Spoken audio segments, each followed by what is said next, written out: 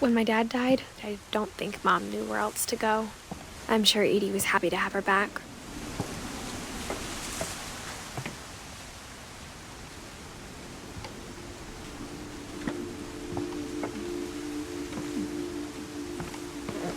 The house had to get a little bigger, but Edie was used to that.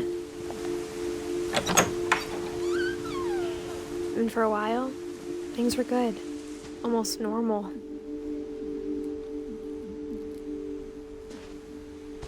But it didn't last.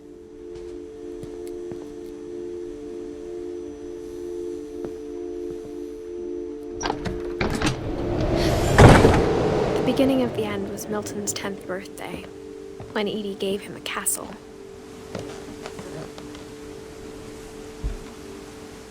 After Milton disappeared, the only thing he left behind was a room full of paintings.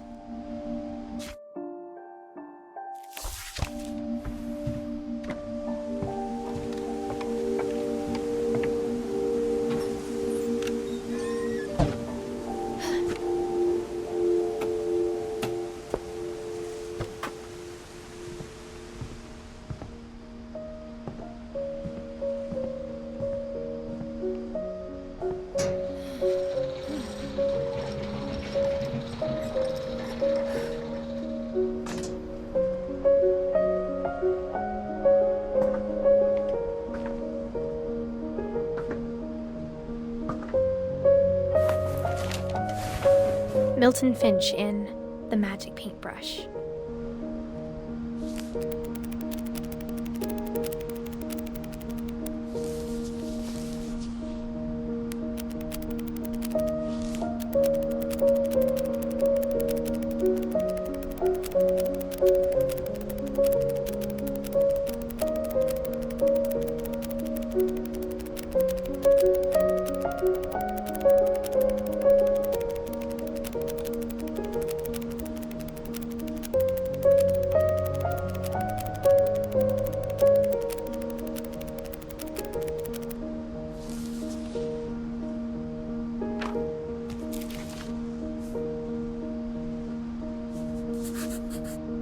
I was 4 when Milton disappeared.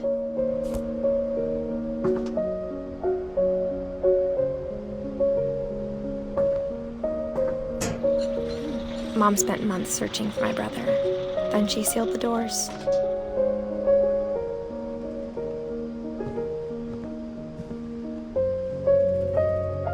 Whatever Milton had found in the house, Mom didn't want it getting out.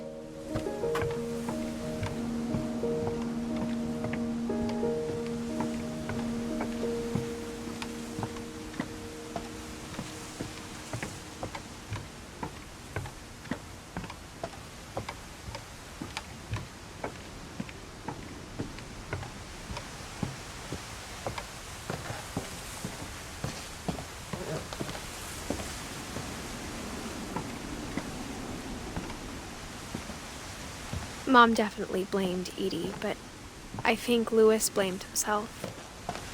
After he graduated, he just spent more and more time in his room, until Mom got him a job at the cannery.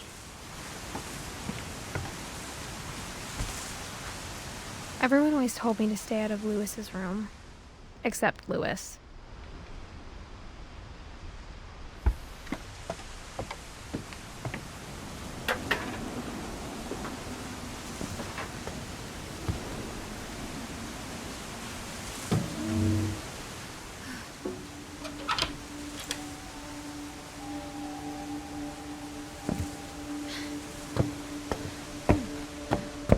Louis's room smelled very, very familiar. That part of him lived on. Louis and I spent a lot of time playing games together, but he was surprisingly bad at them. He died a lot.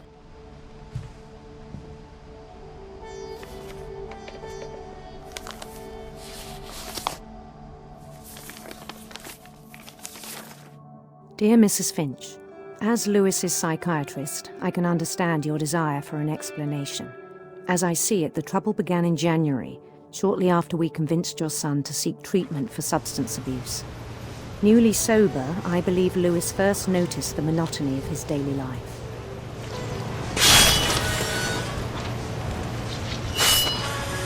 He kept working at the cannery, but he withdrew part of himself. In our sessions, I saw the same behavior. His mind began to wander. I asked him to describe it. He said he started small, imagining a labyrinth. He'd feel his way about. Then something moved. Bats and toads and things that have not names. He knew it was all in his head.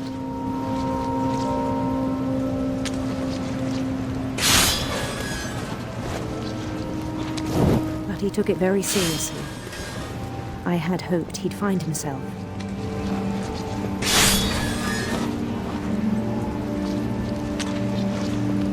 But he found something more.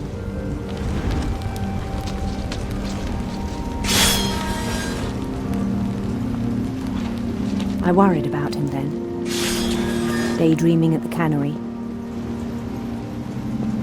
I spoke with his boss, but he said Lewis had become a model employee. Methodical, tireless, focused.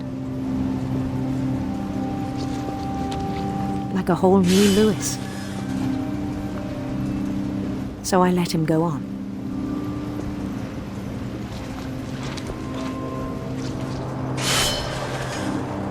I even encouraged him. It seemed very promising at first. He told me he'd made a new friend.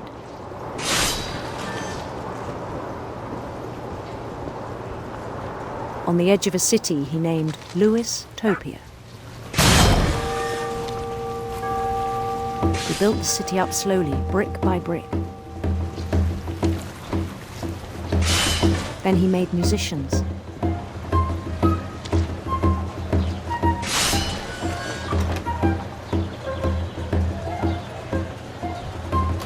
And songs for them to play. He talked about starting a band. And he was always humming something. Every day his imagination grew stronger.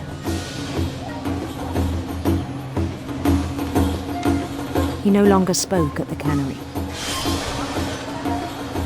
But his chopping was as reliable as ever. Then one day it struck him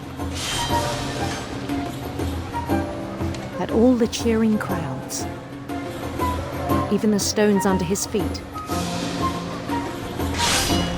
were all in his imagination, so he could do whatever he wished.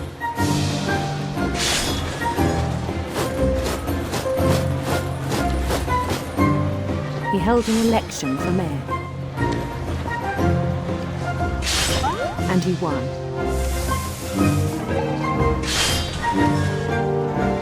They begged him to stay, but his mind was already wandering.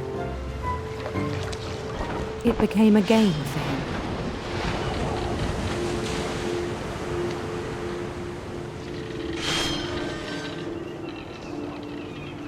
He'd conquer a city, then immediately push on. New Louisville.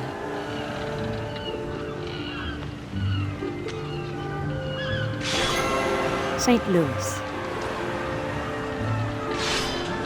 He started drifting away from our reality.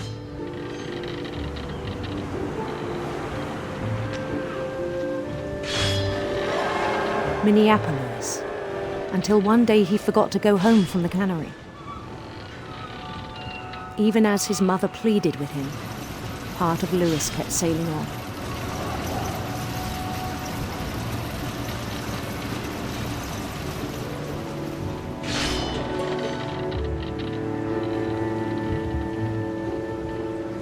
In Louisburg, he heard rumors of a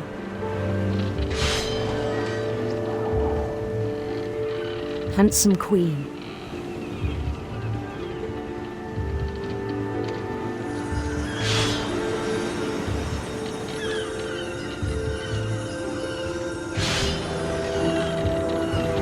Queen was on her own quest for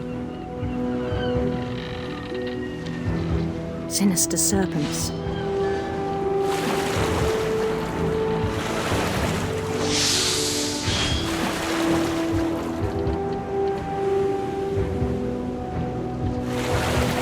He followed the sound of her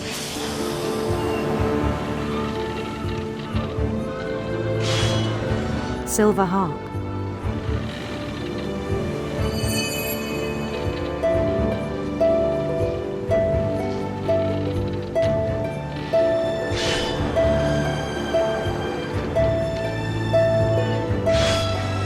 His chase led him to a golden palace east of the sun and west of the moon. Even then, his logic remained sound.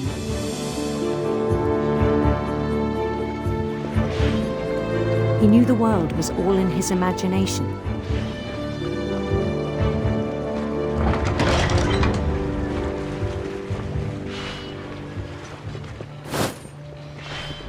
But he was so proud of having created it.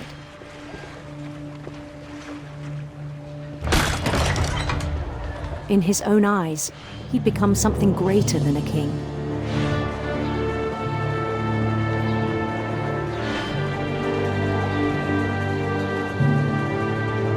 For someone who'd never known success in the real world, I think it was overwhelming. And then it struck him that the real Lewis was not the one chopping salmon, but the one climbing the steps of a golden palace.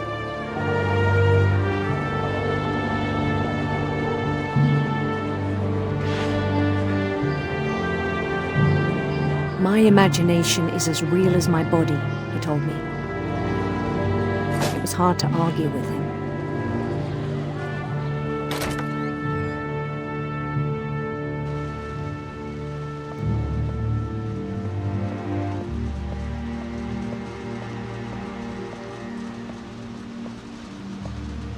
He began to forget the world we know.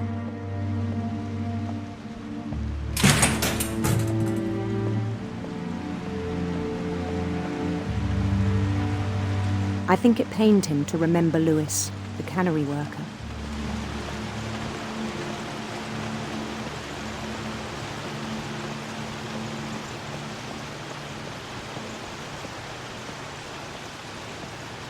He began to despise the man with a royal contempt.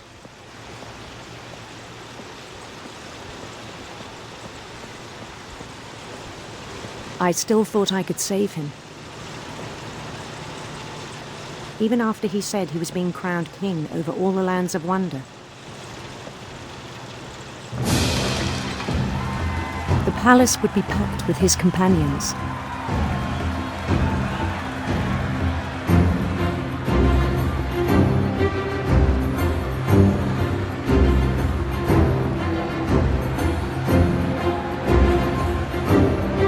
Including the wise Calico who'd insisted on advising him.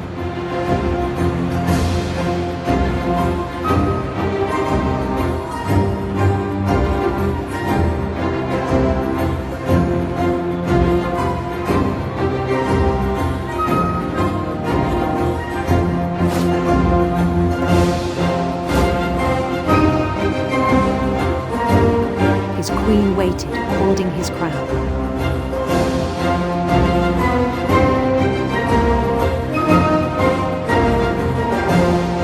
There was only one thing left to do.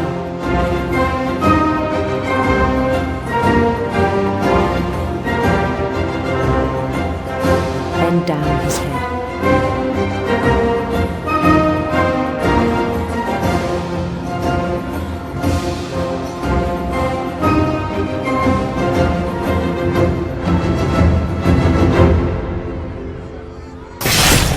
And the rest I think you know.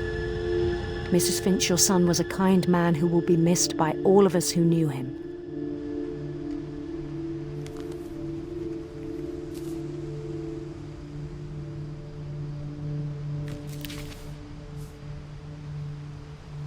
My brother was really cool.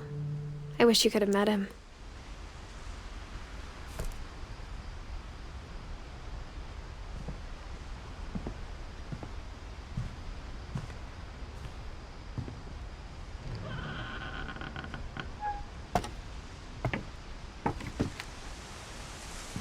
On the way back from Lewis's funeral, my mom told me to start packing. She waited until the day before we left to tell Edie. I'm not sure if she wanted to make it easier or harder. I wish we'd stayed. But I understand why we left.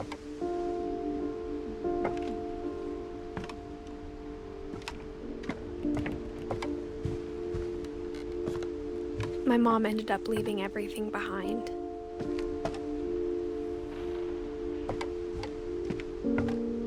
What happened that night had been coming for a long time. Maybe it should have come sooner.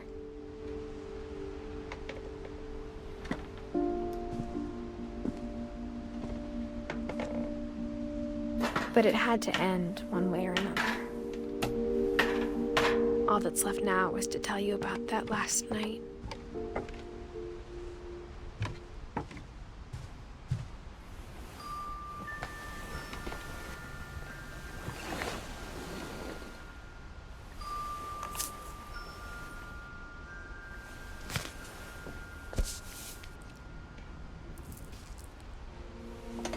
That whole last day, Edie just watched us pack and didn't say a word. Until supper, when she raised her glass and said, "To our final night together, and all our final nights apart." Grandma, you know what I said about alcohol. Some of your medications are very Edith, specific. I left a present for you in the hallway. Why don't you go open it? The grown-ups have to argue now. I'm sorry, you're right. We're all leaving tomorrow. Let's just enjoy our last... I'm not leaving. Edith, you're excused.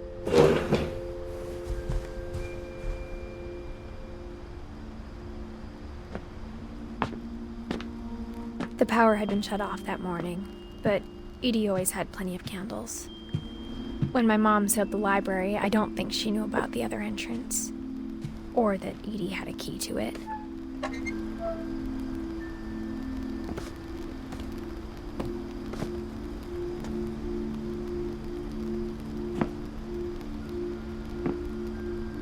That thing you're afraid of isn't going to end when you leave the house. Edith has a right to know these stories. My children are dead because of your stories. I think it's best if Edith and I leave tonight. We'll have the nursing home send a van for you in the morning, okay? Dear Edith, there's so many stories I wish I could tell you, but there's only time for one. This is about what happened on the night you were born. That night, the tide went way, way out. It was the first and last time I ever saw the old house aground. There'd been an earthquake out in the middle of the ocean.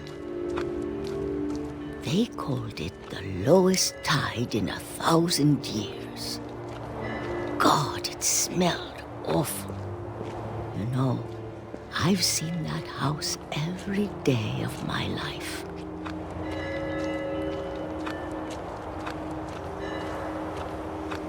But I never thought I'd go back to it. When the fog rolled in, I lost my way.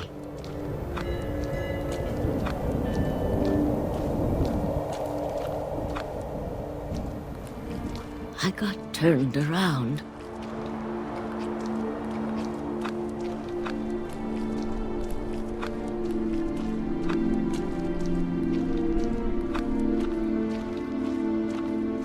For a while, I wondered.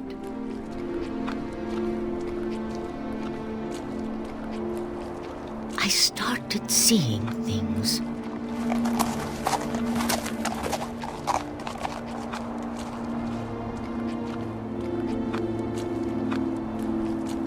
Things I'd forgotten had ever existed.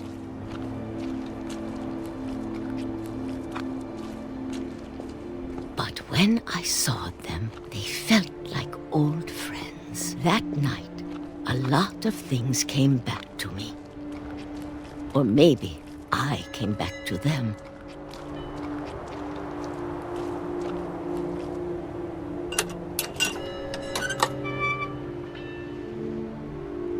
things I can't explain, but that I need you to try and... Edith, what are you doing in here? It's mine. Edith!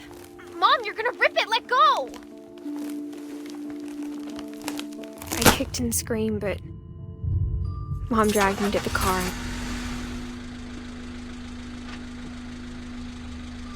I never saw Great-Grandma Edie again. The next morning, the van came to pick her up, but she was already gone. After that, we moved around a lot.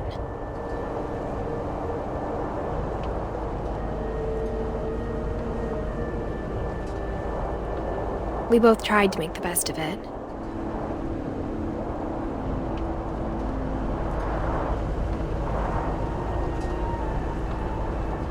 A few years went by.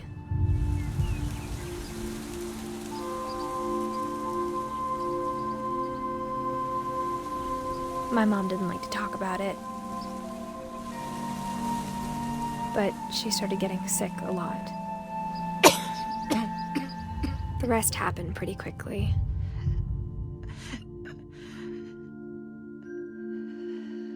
She got better for a while,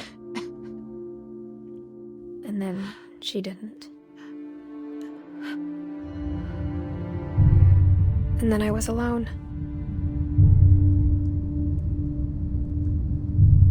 The last Finch left alive.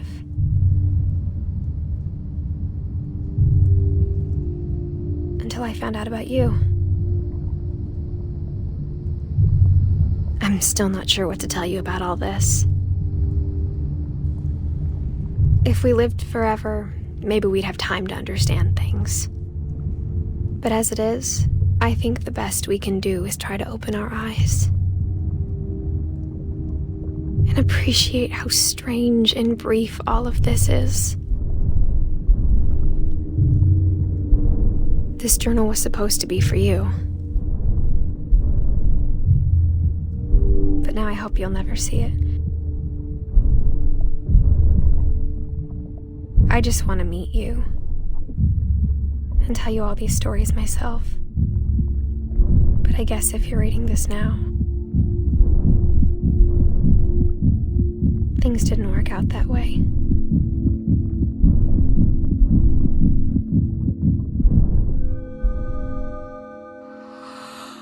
This is where your story begins. I'm sorry I won't be there to see it. It's a lot to ask, but I don't want you to be sad that I'm gone. I want you to be amazed that any of us ever had a chance to be here at all. Good luck.